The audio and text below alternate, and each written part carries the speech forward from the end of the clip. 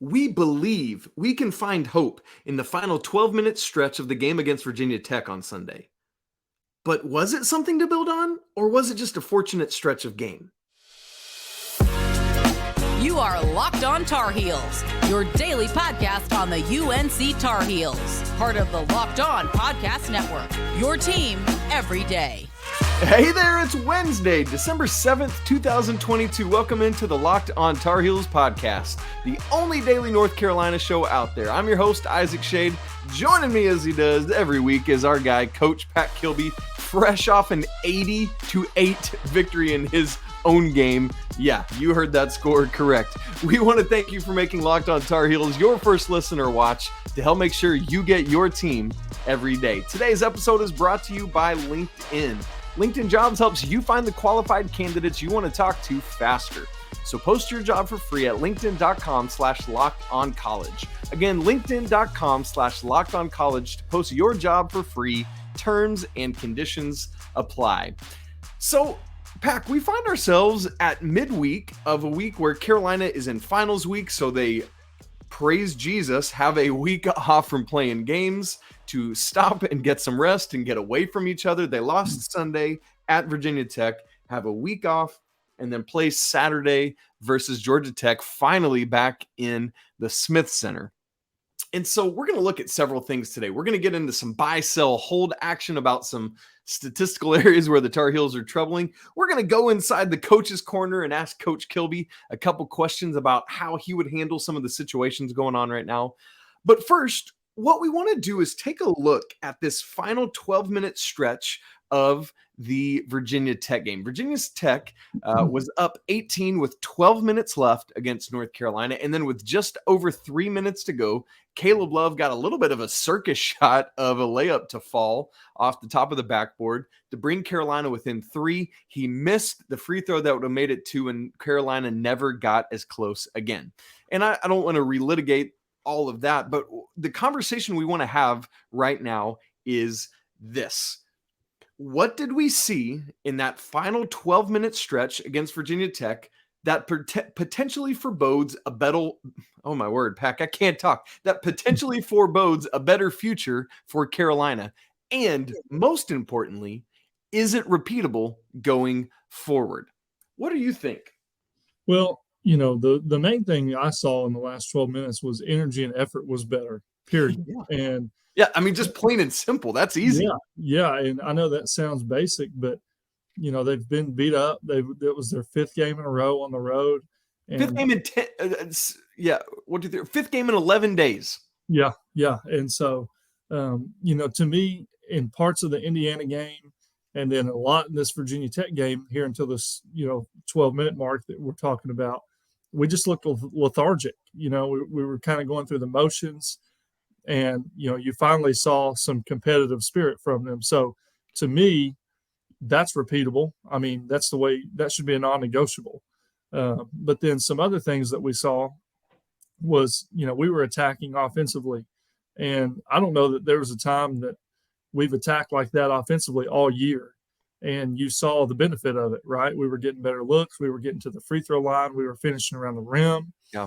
And those are things that they should be repeatable, you know, but sometimes, which oddly enough, with a veteran group, we've had really bad shot selection, and we haven't been real patient, and we've, done some crazy things offensively. So I think it's repeatable. It should be repeatable. Will they actually do it? You know, who knows? And then, obviously we got some contribution from the bench. Yeah. Guys were stepping up and scoring off the bench in a big way. And that, obviously when we get that helps a ton. And that's kind of something we expected, or at least I expected, that we hadn't really seen up until that point. So hopefully that's something that sticks. Yeah, absolutely. And to that point, 16 bench points, I think ties a season high, if I remember correctly, from either the Wilmington game or College of Charleston game. I'd look back. But anyway, it's right at or near. And that's even with a guy who's been one of the first couple off the bench, DeMarco Dunn, out for a couple weeks with a broken hand. Not to mention, this is also happening with Armando Bacot on the bench, and we'll unpack that in a little bit.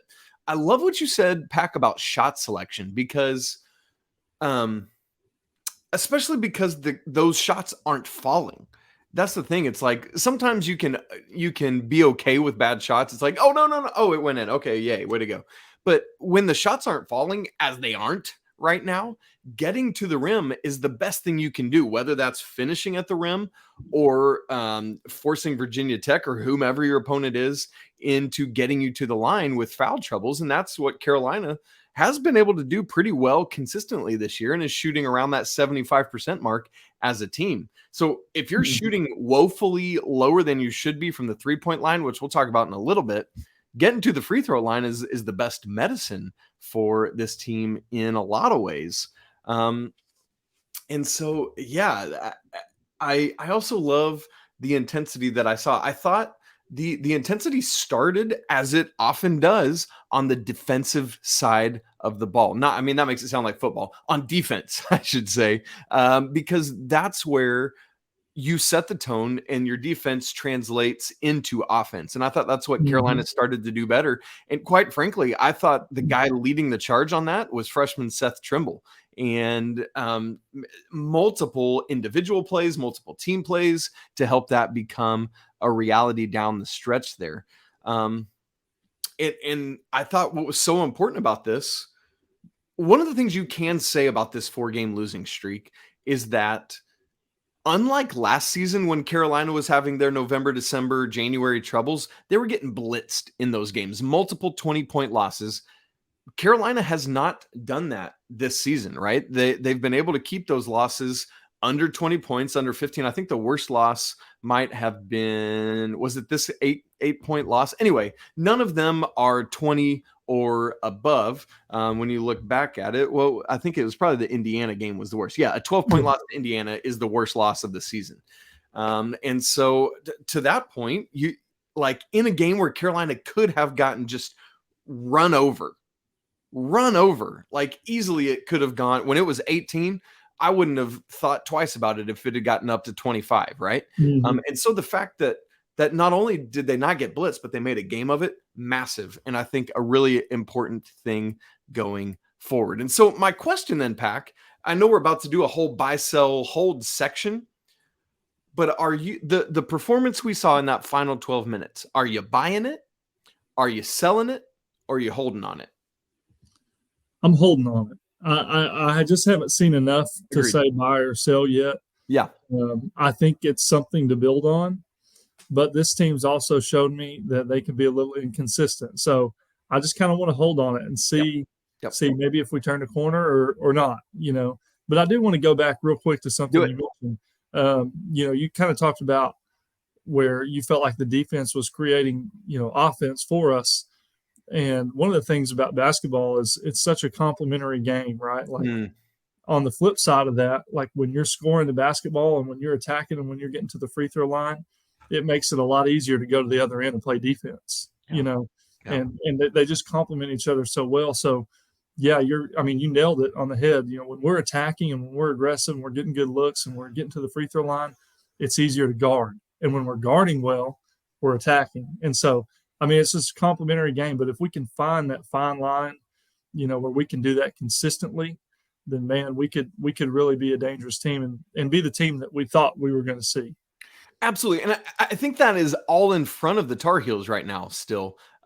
Like probably a number 1 seed is gone because you just, with the weakness of the ACC this year, you don't have a ton of like quad 1 victory opportunities ahead of you. In fact, I believe it's just 6 as of what I looked at where teams are at today. But Carolina has everything in front of them. Like, keep going. The ACC is down. You have an opportunity to win a bunch of games and string a bunch together, but you got to find that consistency, and you got to see if you can continue to do it with potentially having Armando Bacot and definitely having DeMarco Dunn on the bench for some length of time. A lot of that is going to be getting Jalen Washington into the mix because you got to have more of a front court presence. I think that is a massive part of what we need to see. Well, sometimes your eyes can watch the game in front of you and tell that a team is underperforming. But when the stats back it up, you know that there are issues.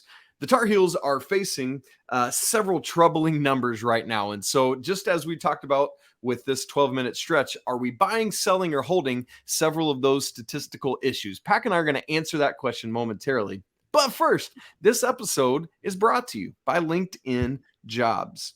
These days, every new potential hire can feel like a high-stakes wager for your small business. You want to be 100% certain that you have access to the best qualified candidates available. That's why you got to check out LinkedIn Jobs, which helps you find the right people for your team faster and for free. It's incredibly easy to create a free job post, so why not give it a try? All you got to do is add your job and the purple hashtag hiring frame to your LinkedIn profile to let everyone know that you're hiring. And then you can use simple tools like screening questions to make it easy to focus on the candidates you want to look for who have the right skill set and experience to help you determine who you want to interview and ultimately hire. You want to finish the year strong, and the right new hire can help you do just that. LinkedIn Jobs helps you find the qualified candidates you want to talk to faster. So again, post your job for free right now at linkedin.com/lockedoncollege. That's linkedin.com/lockedoncollege to post your job for free. Terms and conditions apply. Well, on Monday's show, Pack, I discussed a few troubling statistical trends that I had seen that point to the Tar Heels' troubles so far in the first 9 games of this season. They're all things that Carolina is usually good at, these 4 statistical areas I want us to unpack. And so we're going to look at those and discuss whether we're buying, selling, or holding. So let me give us the first one, and that is 3-point shooting. Right now, as a team, Pack, Carolina is shooting under 30% from 3, 29.2. Last year, the team finished at 35.8%. They made 8.4 threes a game. Right now, they're making just 5.8 threes a game. The guys you thought have to be the head of the snake on this, Caleb Love and RJ Davis, are both shooting 26.2%.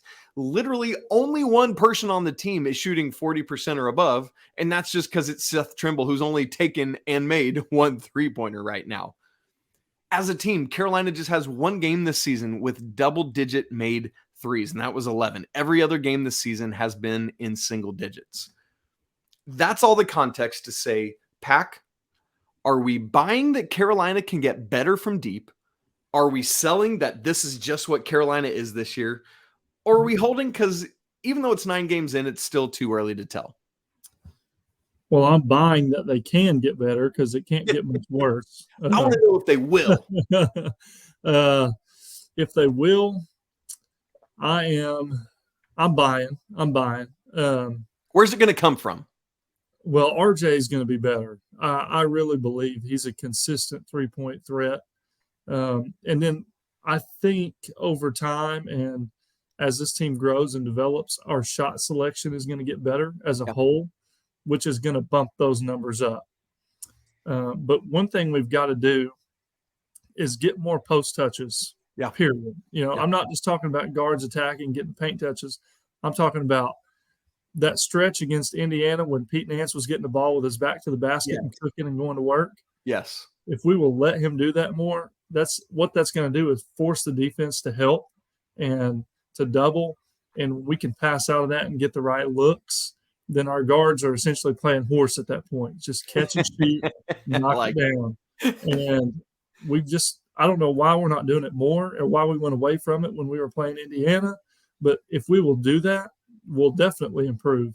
And so I'm buying that we will. I think Hubert and staff will make those adjustments, and I think the players will pick up on it. What about you? Man, I'm buying that they will get better. I'm selling that they'll get to where they were last year. If I can kind of hedge it in between those two things. I think they'll get up above 30%. That's got to happen.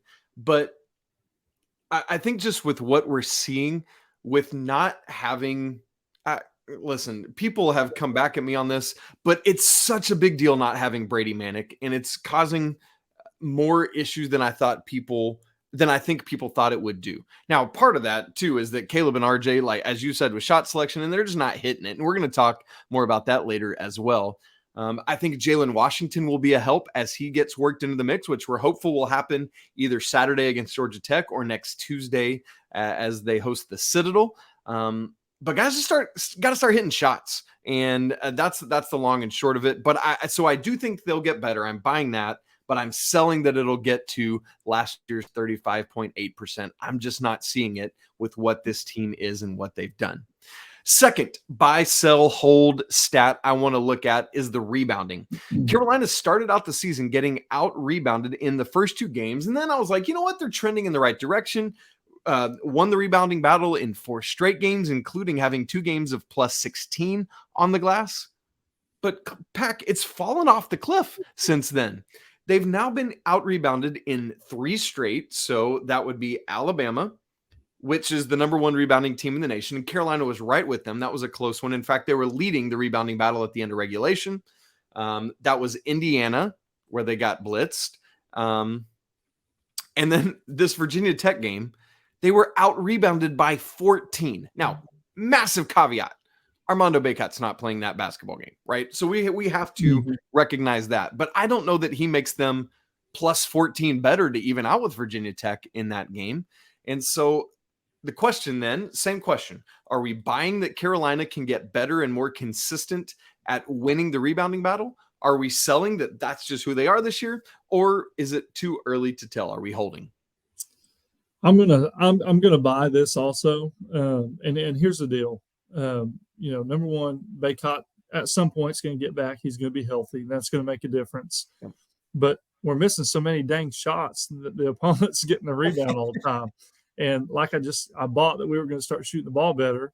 So I think that helps our rebounding numbers when shots are going in the basket. But one thing that is concerning is we're pulling our bigs away from the basket offensively a lot. There you go. Ball screens and with our handoffs. And so, Bacot and Nance, they're not in there around the rim getting those second chances like what we're used to seeing as Carolina fans. So that is one thing that's hurt us and will continue to on rebounding. And part of me says at this point, it is what it is, but I do think we will get better. Yeah.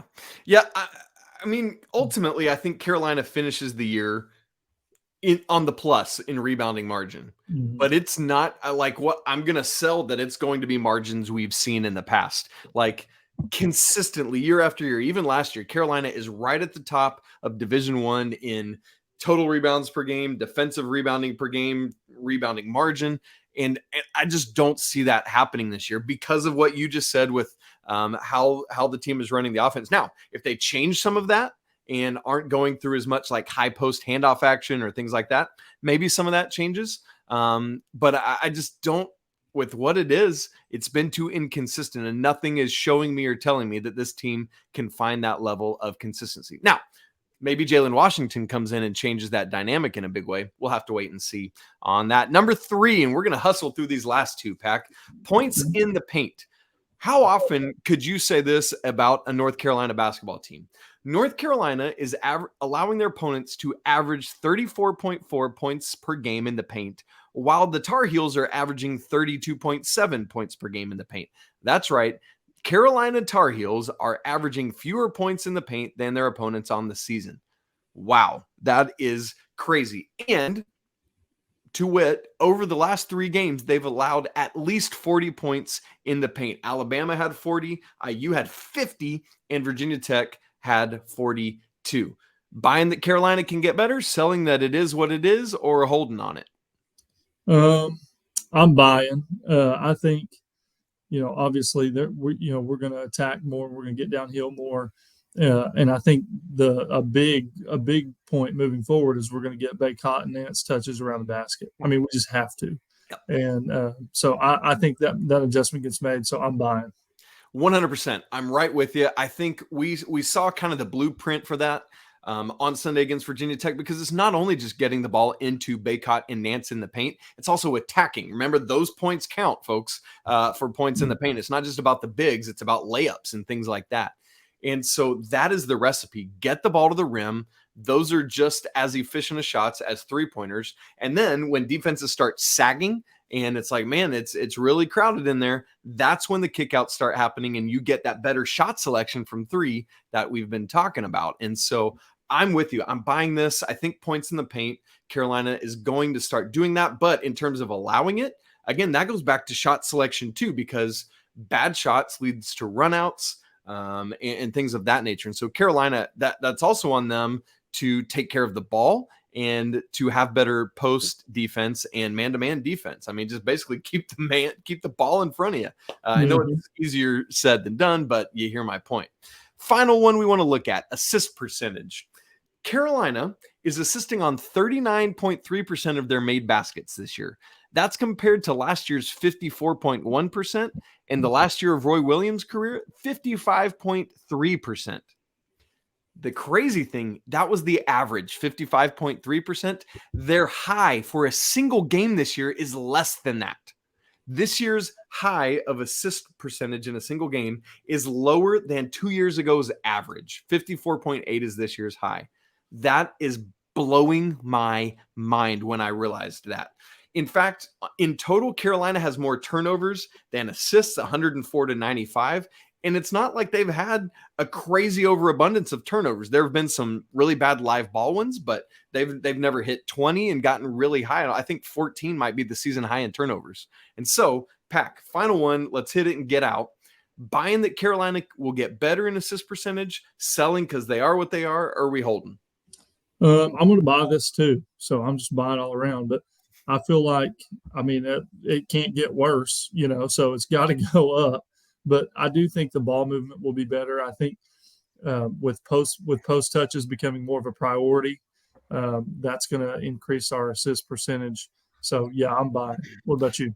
Yeah, I mean, that's the thing is it's funny as we have these conversations, what you start to notice is that all of these things are intertwined and go together. Mm-hmm. And I think part of the reason it makes sense to buy them all is because it's like a rising tide raises all ships, right? That phrase where if Carolina is getting better shots, if they're getting post touches, if they're attacking, then the assist numbers obviously go up because you're finding teammates in better positions because you're looking for them more so than getting my shots. And I think it all goes together. And so I'm kind of with you. It's like if I'm buying one, I kind of got to buy the whole bundle. I'm not just going to a la carte. I'm buying the whole dinner platter. You know what I'm saying? And so, yeah, I'm with you. I think this has no place to go but up, just like all my stock portfolios. Please, come on, go up. Economy. Folks, we're going to take you inside the coach's corner with our guy, Coach Pack Kilby, and hear how a coach hangs on to his locker room through a situation like the one the Tar Heels are currently in. We're going to do that in a second, but first, this episode is brought to you by Bet Online. Bet Online is your number one source for sports betting info, stats, news, and analysis. Get the latest odds and trends from every professional and amateur league out there. Football to basketball, soccer, and esports, they got it all at betonline.net. Make sure you tune in to see what the line is for Carolina versus Georgia Tech on Saturday, and maybe go ahead and take one on the heels and hope that they'll get right. They at BetOnline are always the fastest and easiest ways to get your betting fix. So head to the website today or use your mobile device to learn more about all the trends in action. BetOnline, where the game starts.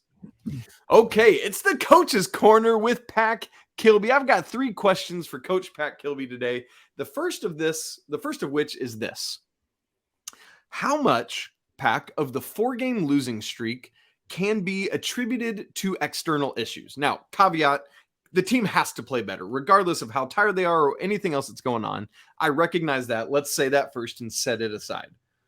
Outside of playing, just straight up playing better, from being on the road, from being around your teammates, how much of the 4-game losing streak can at least in some part be attributed to the external factors at play?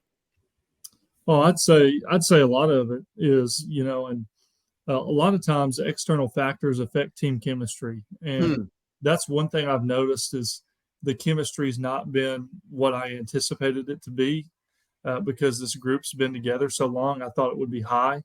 Yeah. But it's just not been. And I think a lot of it is external. When you're on the road for whatever it was, what was it, 9-10 straight days? Yeah, I mean, they left a couple days before Thanksgiving, got home last Thursday. So, yeah, I mean, over a week. Yeah. And so, you're on the road. You drop some games you probably shouldn't have. You're not sleeping in your own bed. You didn't get Thanksgiving with your family. You're battling injuries. And so, I mean, four overtime game to close that out. 4 overtime game on the road at Assembly Hall, which Carolina never seems to play well there. It's a tough place to play, and Indiana's darn good. So, I think a lot of it, is due to external factors, and a lot of it is, that's the good thing, is a lot of it's fixable. So it's frustrating in the moment, very frustrating, but I do think a lot of it's fixable. And I think now that we're back home and we're resting, and the guys are probably taking a little bit of a break from each other, and we're getting a chance to fix some issues in practice, you're getting to practice, for crying out loud. Finally, they've had no time to fix issues. Yeah, for sure. So it's a big week for us right now. I think we're probably trending upwards right now, just being able to rest, sleep in our own bed, get some practice time, all that good stuff. So, yeah. And I think so much of it goes back to the Iowa State game. I think you just put yourself behind the 8 ball because of that loss. Because if you have that loss, you feel like there's not as much pressure to beat Alabama or Indiana or Virginia Tech, right? But because of losing to that team to start that stretch, that's where you really hurt yourself. And so here's the good news, though. All of these losses are right now quad 1 losses. And so that's good. That's not going to ding you too much, but it puts a lot of pressure on the now just 6 remaining quad 1 games you have left, which starts with Ohio State a week from Saturday at MSG. And so a lot of pressure there. But man, this is a veteran team with a coach that is not going to get down or discouraged. And that gives me some encouragement. Pack, question in the coach's corner number 2. In moments like this, as a coach, how do you keep from losing the locker room? Well, I mean, I think a lot of it's what you just said. He's not going to be down. He's not going to be discouraged. A lot of times the team picks up on the attitude of their leader, whether that's on the floor or in practice or just in day-to-day life. If Coach Davis and the staff is frustrated and they're over with it or through with it, then the team will be, Yeah. So I think a lot of that is encouraging, because we know Hubert he's already shown us with his personality and the way that he coaches is he's going to bring it every day. And every day is another day to get better. And those are conversations you have, with your team. And you're constantly talking about, like last year, Hubert used that Bible verse, is keeping your eyes straight ahead and, just focusing on what's ahead of you. And I think a lot of those conversations are probably being had because a lot of the team's goals are still ahead of them. And a lot of things that are happening are not necessarily problems outside of our control. They're problems within our control. And so, you focus on those things, you fix them, you go to work every day, and just keep your head up and keep working. And when your head coach and your leaders have that mentality, then the players pick up on it and they follow suit. That's right. And you don't lose your locker room that way. Yeah, and it seems like the players really legitimate, like they don't think it's just hokey or some show that he's putting on. They believe it and buy into it. And I think that's so great, because it's like you and I can sit here and say, listen, the ACC did the Tar Heels no favors by sending them to Indiana for the Big Ten ACC Challenge and then making them go straight to Blacksburg, right? You and I can say that, but Coach Davis is not going to make those types of excuses. He's going to say, yeah, we should be winning those basketball games. And I love it, and I'm here for it. Last question. Is what's going on with RJ Davis and Caleb Love shooting a mechanical issue or a mental issue or something else? It's a mental issue. To me, I mean, and it's not mental in the fact like, oh, I can't buy a basket. It's mental in the fact that they're not taking good shots. They're taking selfish shots, and they're to the point now where they're forcing it. It's like, I need the ball to go in the basket. I need the ball to go in the basket. So I'm going to just keep firing it up, I think of the game, the Alabama game. Caleb had 36 shots. How many of those were good shots? Not very many. And to me, that's mental. That's forcing it. That's not what I anticipated from him. Not what I anticipated from RJ. Yeah. Especially after what they showed down the stretch of the NCAA tournament. So I do expect that to improve. Yeah. I think they'll bounce back, and they're a group too that's proved over time they kind of feed off of being more the underdog, and having people question whether or not they're good enough, or hey, maybe this team isn't number one, maybe they're not even top 25, So I kind of expect them to bounce back from that, and like I said, post touches and better shot selection and all those things. they go hand in hand, and I think that they will improve. But right now, it seems to be more of a mental issue to me. All right. Great stuff in the coach's corner with Coach Pack Kilby. Great segment on today's show. But it is, unfortunately, the end of our show for today. You can follow us on Twitter at Locked On Heels. You can follow Pack at Coach_K23. You can follow me at Isaac Schade. Would love to have more in-depth conversation with you. If you want to send the show an email, lockedontarheels@gmail.com. You can send us messages for the heel of the week or the heel of the week. We're going to be rolling that out each and every week now. And I want to ask you for your second listen of the day to give Locked On Sports Today a try. It's the biggest stories of the day, instant reactions, big game recaps, and of course, the take of the day. It's available on the Odyssey app, YouTube, and anywhere else you get podcasts. Please also don't forget to subscribe, smash the like button, and leave some comments on what we got right and what we got wrong today, because we probably got a lot wrong. But most of all, we want to thank you for joining us on a Wednesday to hang out and talk Carolina sports with us. It means so much that you would give us part of your day. Hey, and it's always a great day to be a Tar Heel, right?